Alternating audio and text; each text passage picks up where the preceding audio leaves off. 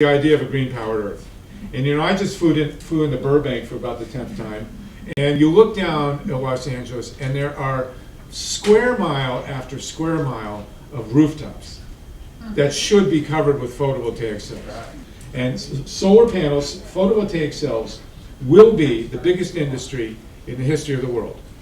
And at some point, we will gather back here in the Malibu Library, and there will be solar panels all through Malibu and all through Los Angeles, and Los Angeles, which should be the first major city in the world to go totally solar. And it will happen now. The numbers are in our favor. The business plan is in our favor. Everything is pointing in this direction. Many of you will both solarize your house and work in the solar industry. And I'm going to say, if there's one thing we really need politically in this country, it's a union of solar workers. One of the problems that we face politically in this state, when we go to the legislatures, there's a guy from the IBEW, and the workers at Diablo are union, but there's only, there's less than 1,000. There are more people working in the solar industry in this country now, and probably in the state of California, than are working in coal mines.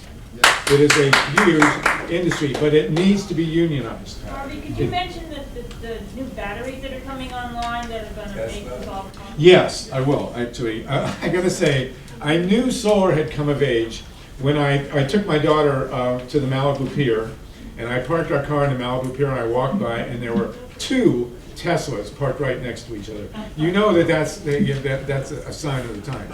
And so, we have Elon Musk. We have a nascent solar business here that's going to hire tens and tens of thousands of people. And Jerry Brown.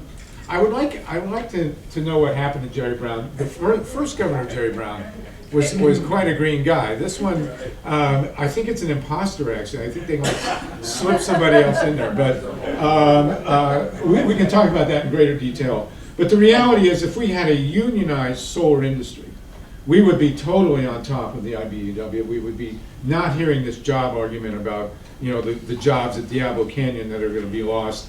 We know at San Onofre and other nukes around the country that a lot of the workers who are allegedly thrown out of work actually stay on and do the decommissioning, which takes decades. The decommissioning of Vermont Yankee, the company says, is going to take 60 years.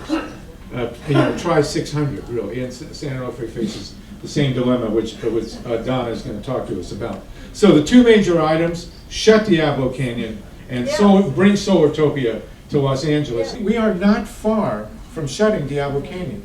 The economics, I can only say this for the first time in the last couple of years, the economics are very much in our favor. There was a time during the Vietnam War when we knew what a goddamn awful war it was. It had been evident for many years, but suddenly, mid-70s, 73, 74, 2, 3, 4, the corporations started coming in against the Vietnam War. And it ended because people understood that the economics finally were in our favor of peace. And we know now that the economics are in favor of our shutting Diablo Canyon. PG&E, it is a money loser for PG&E, except for some shenanigans that are being played at the Public Utilities Commission. So I want to come out of here, if you'll indulge us, but obviously it's in everybody's interest, that we want to know what we're going to do to shut this damn thing. And we are going to know that it's within our grasp. We have shut the San Onofre. It's astounding, but we have shut those 2 reactors. And so we can now shut